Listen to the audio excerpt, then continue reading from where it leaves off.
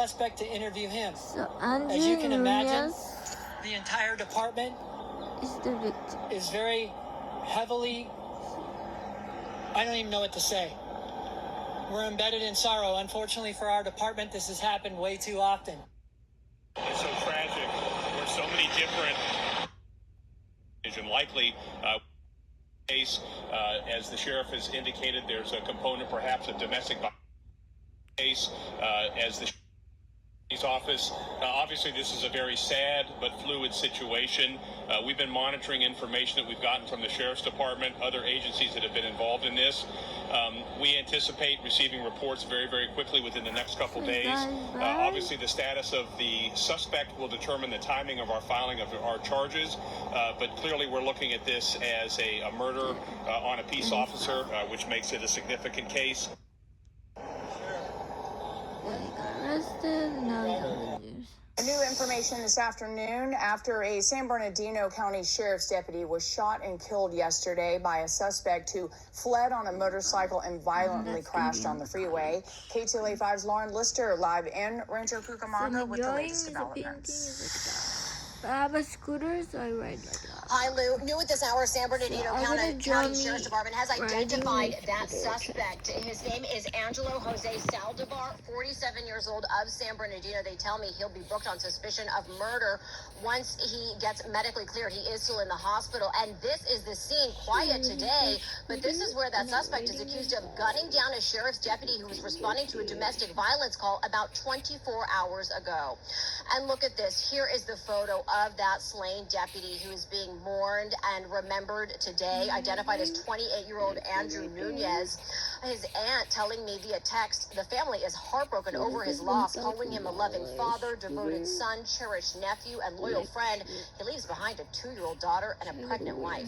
The incident started just after 12:30 Monday when officials say he responded to a report of a man with a gun threatening his girlfriend on Hollyhock Drive in Rancho Cucamonga. The San Bernardino County Sheriff says the responding deputies were fired upon as soon as they arrived. Deputy Nunez shot in the head, taken to the hospital, but didn't survive. The suspect took off on a motorcycle, then triggering a frantic pursuit on the 210 freeway, ending with a wild crash. It was shown live on KTLA. A sheriff's deputy in his own car forced a collision with the suspect. The suspect was airlifted and is in stable condition. A neighbor described what it was like when she witnessed the aftermath at the initial scene. I came home yesterday on my lunch break from work, and now here's the funeral. I made this kit for women that want to try makeup but don't know where to start. To celebrate the 5 years, we have 5. An emotional procession to remember a sheriff's deputy shot and killed in San Bernardino County. The alleged shooter taken to the hospital after a high-speed motorcycle chase. Crowds paying their respects tonight in San Bernardino County for that sheriff's deputy who was shot and killed. 28-year-old Andrew Nunez lost his life after responding to an incident in Rancho Cucamonga. Several law enforcement agencies holding a large procession for him tonight. We have live team coverage beginning with Leanne Suter in Rancho Cucamonga with how Nunez is being remembered tonight. Leanne. Mark, such an emotional night. Deputy Nunez served most of his time on the department here in Rancho Cucamonga. And you can see here outside the station that there is a growing memorial. You can see a sheriff.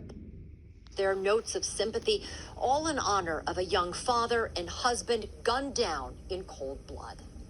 The grief and sadness written on their faces as the procession carrying San Bernardino County Sheriff's Deputy Andrew Nunez passes by. That was sad because he gave his life for people. This is very sad night for them, and this shouldn't be happening. Devastated deputies overcome with emotion. Law enforcement from across Southern California turning out in a massive show of support, escorting the 28-year-old's body from the hospital to the coroner's office. When we talk about this young man, his wife, 2-year-old daughter, and the couple was expecting. His mother and his 4 brothers and sisters are who have to live with this, along with the members of his department who are out there serving with him today. We get to go on with our lives. Now her life is totally altered. Same with the individual, altered. Nunez was on the force for 6 years, serving 5 in Rancho Cucamonga. Outside the station, residents dropping off flowers and candles in honor of a man who gave his life to help others. Very sad, obviously, because these officers go out to protect us, and they leave their home, and it's like you never know what's going to happen. And that's my news Victorville report. Sheriff's deputies now staffing the Rancho Cucamonga